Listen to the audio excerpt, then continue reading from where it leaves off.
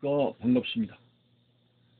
8월 6일 토요일 새벽 말씀 올려드리겠습니다.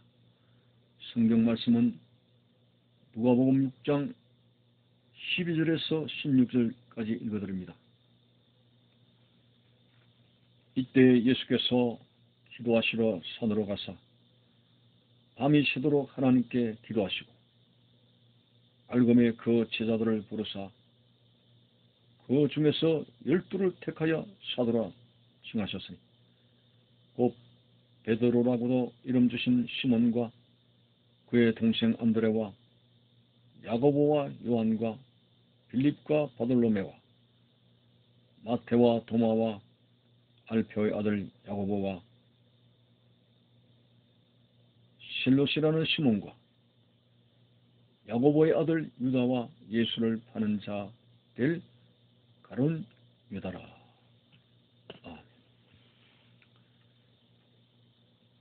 예수님께서 율법주의자들과 당시의 성직자들과 계속 충돌을 일으켰습니다마는 하나님 아버지께서 그 아들 예수님께 맡긴 사역은 결코 누구도 방해할 수가 없습니다. 마침내 공생애의 초기에 예수님은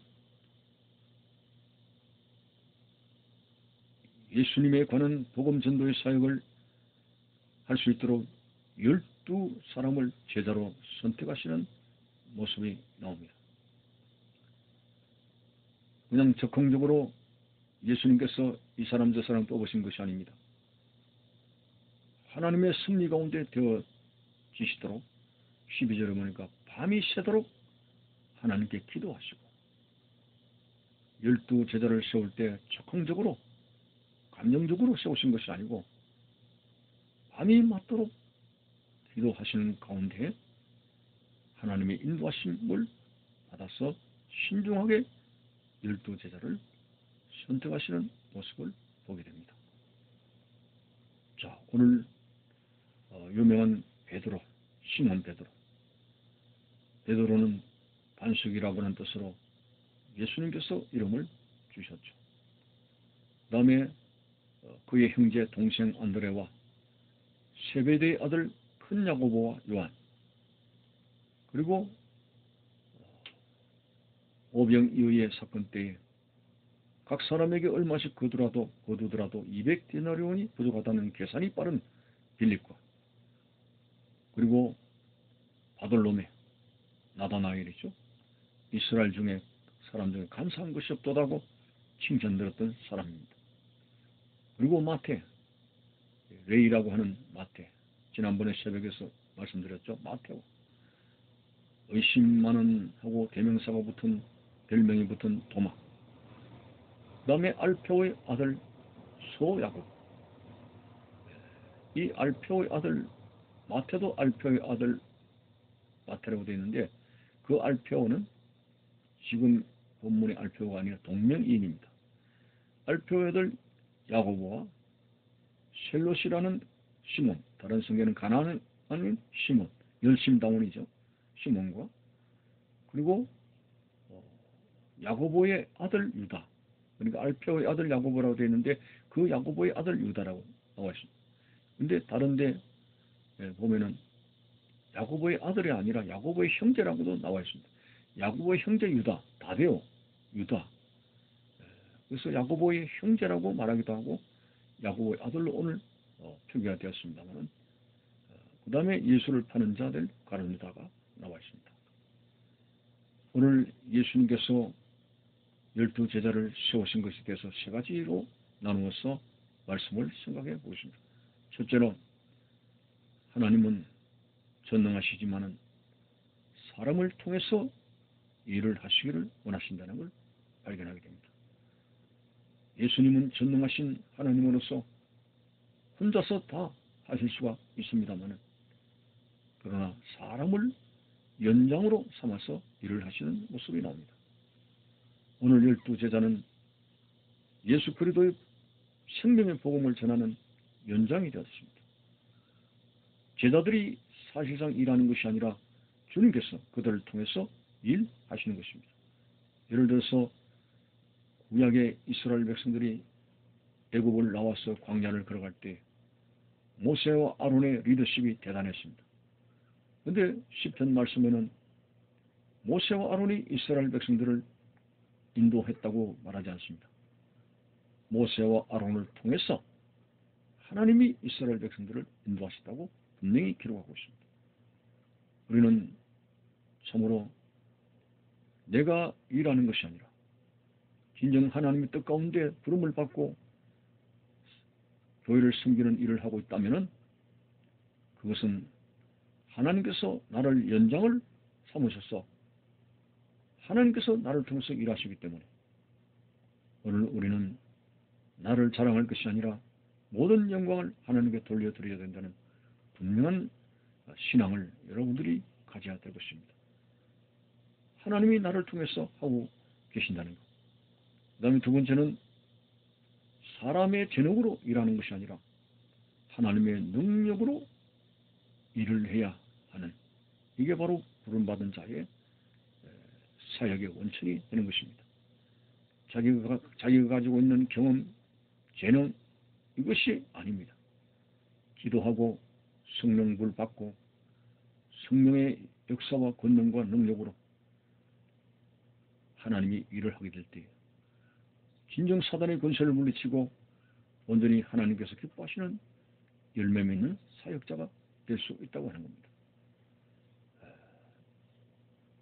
참으로 사도 바울을 비롯해서 오순절 마가다락방에 임하셨던 성령의 역사를 보십시오. 베드로가 불황무시겠지만은 설교할 때 하루에 수천 명씩 회개하고 돌아오는 것은 베드로의 재능이 아닙니다. 바로 성령의 역사, 성령의 능력이었습니다. 하나님의 사람들은 끊임없이 기도하고 사도 바울처럼 쉬지 않고 기도하고 엎드려서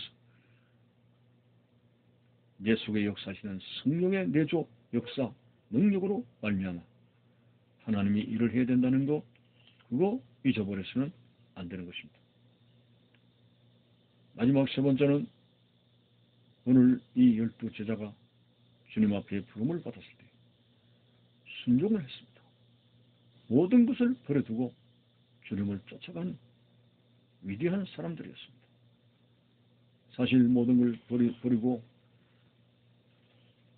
홀홀단신으로 주님을 따라가는 것이 쉬운 일이 아닙니다. 어떻게 고향을 버리며 내 가족을 버리며 내가 가지고 모아놨던 재산을 가난한 자에게 주며 어떻게 그렇게 할 수 있습니까?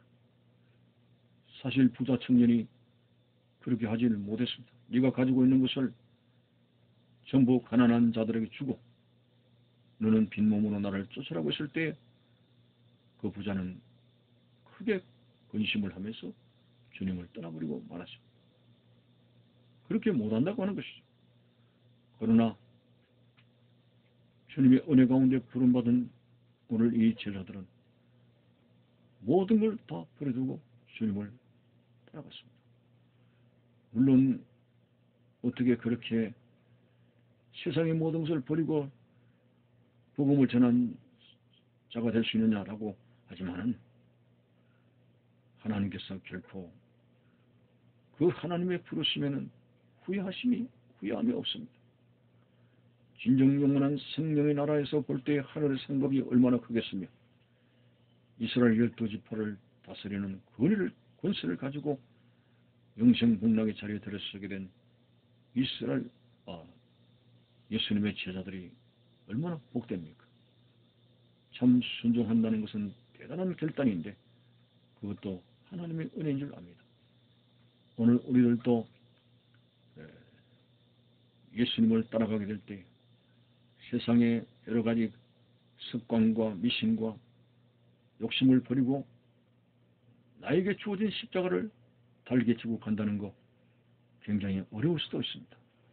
그러나 예수님께서는 누구든지 나를 따라오려거든 자기를 부인하고 자기의 십자가를 지고 나를 따를 것이냐고 오히려 예수님을 따라갈 때 십자가의 고난도 달게 지라고 하였습니다.